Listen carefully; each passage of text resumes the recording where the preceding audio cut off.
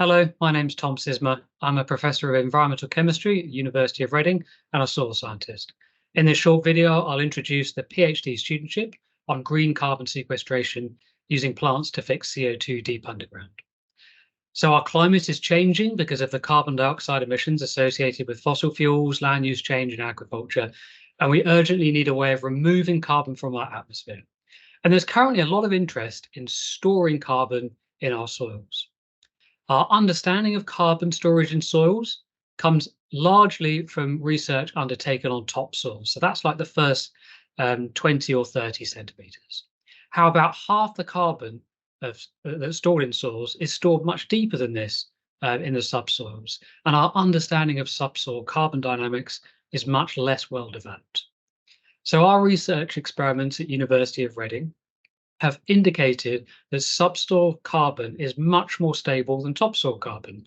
And this is because a greater proportion of that carbon is chemically protected from decomposition by minerals like iron and manganese oxides. So these iron and manganese oxides are actually undersaturated with respect to carbon. So this indicates that there might be a much greater capacity for subsoils to store more carbon than they currently do. And that's what this PhD will address. So some plants are capable of growing roots down to a meter or more, and plant roots secrete carbon into the area surrounding the root tip. We call that area the rhizosphere. So the exudates that these plant roots exude out into the soil may chemically change the iron and manganese oxides, and that might increase the surfaces upon which carbon can be chemically protected in subsoils.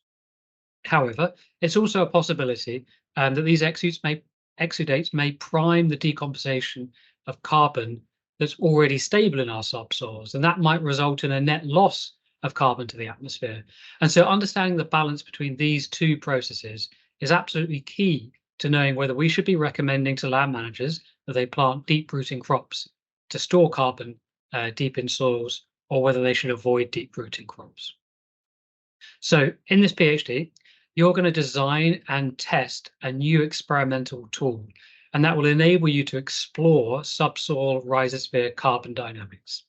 You'll create artificial rhizospheres by exposing subsoils to known concentrations of individual chemical compounds that mimic the root exudation of these deep-rooting plants.